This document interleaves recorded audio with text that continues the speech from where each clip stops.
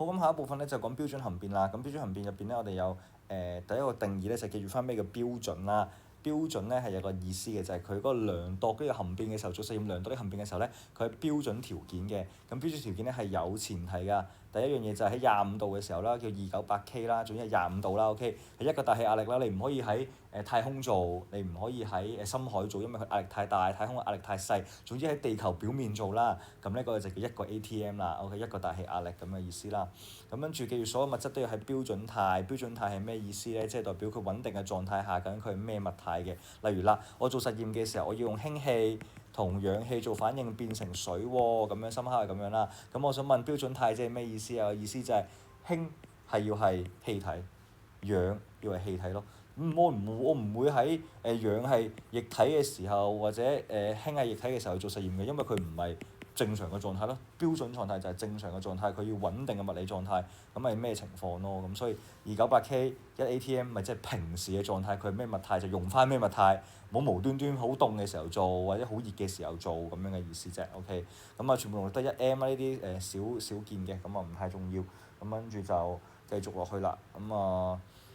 咁我哋有幾個標準含變嘅定義要記啦。第一個就標準生成含變啦，咁呢個自己記一記啦。總之個諗法就係由佢最標準狀態嘅成分元素生成嗰啲嘢嘅時候嘅含變。咁呢度開始就要識寫方程式啦。咁所以我講埋啦。OK，例如啲咩咧？例如我今次我要生成 NH3嘅咁樣，咁生成 NH3嘅話咧，記住啊，第一我哋有兩個重點。第一我哋就係生成係由元素生成啦。第二係生成幾多摩爾啊？1摩爾嘅。OK，咁所以要生成1摩爾嘅話咧，就要首先箭嘴生成變成1摩爾 NH3啊嘛，係咪？咁跟住咧你就再俾元素啦，呢度係要俾元素。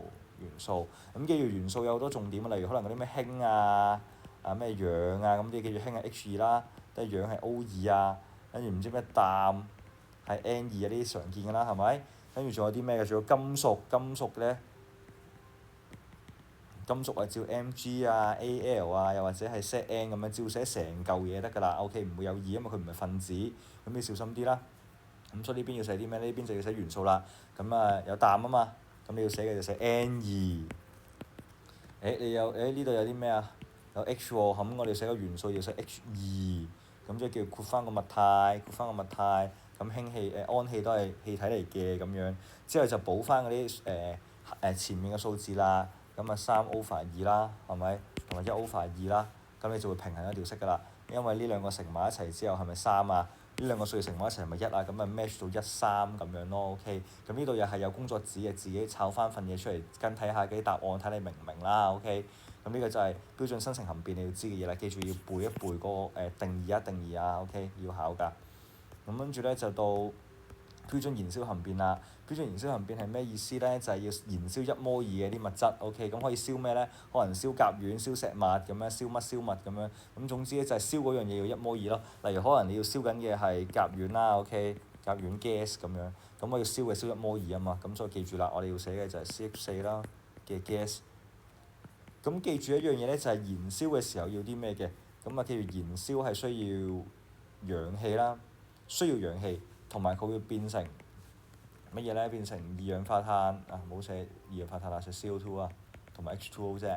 OK，因為咩咧？因為完全燃燒淨係出到呢兩隻嘢嘅，就唔會出到其他垃圾嘢。OK，咁所以係自己記啊呢個。咁我會知道要咩咧？我要氧氣 O2 gas，跟住我背咗，佢一定會出到 CO2 gas，佢一定會出到 H2O liquid 咁樣啦。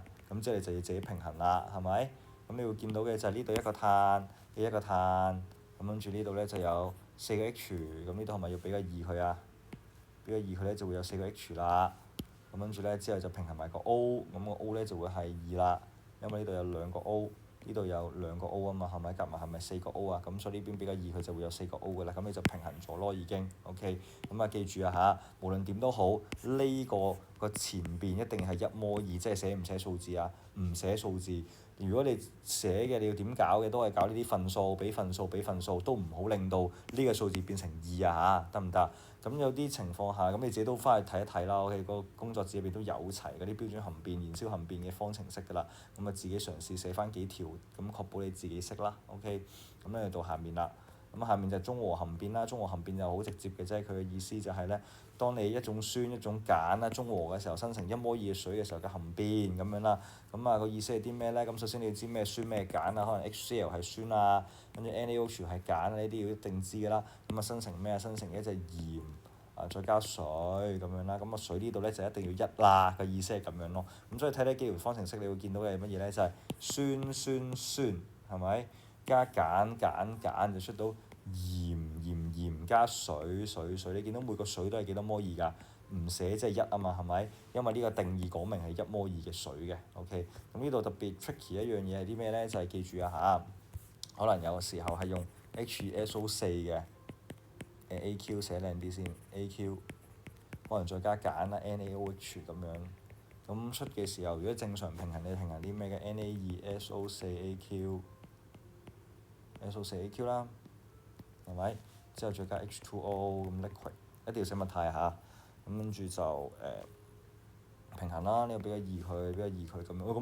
咁啊唔得㗎啦，呢條就已經係錯㗎啦。點解嘅？因為我哋嘅定義係咩？一摩爾嘅水啊嘛，係咪？你咁樣係平衡咗嘅，啱嘅，你比較易佢係平衡咗冇錯嘅。但係如果你今次係答緊含變嘅題目嘅話，佢問你中和含變嘅方程式咁樣啦，咁你就一定要確保啲乜嘢啊？確保呢個數字要係一啊嘛，係咪？咁你嘅做法咧就係成條式咧就除二即係乘1/2啦，咁條式就會變咗1/2個 HESO4 啦 AQ， 再加 NaOH AQ， 因為2乘1/2即係冇啊嘛，係咪？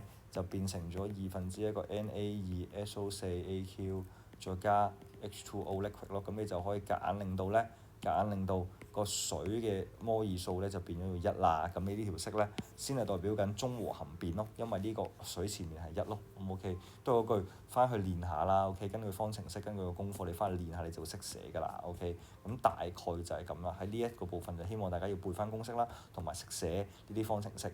咁嗱，記住啊嚇，如果佢講緊含變嚟講，叫你寫標準燃燒含變方程式，你係一定要寫物態嘅，一定要寫物態。如果你唔寫物態咧，就會冇分。但係如果咁就咁問你，可唔可以寫出呢個反應嘅方程式啊？就唔使寫物態，O 唔 OK？只要佢講含變的方程式，咁你就要寫物態啦，知唔知？咁記住翻去練下，信我 OK。要做嘅就係背翻啲定義，同埋拎工作紙揾翻份功課。份功課好明顯寫翻咧，就係叫你寫熱化學方程式。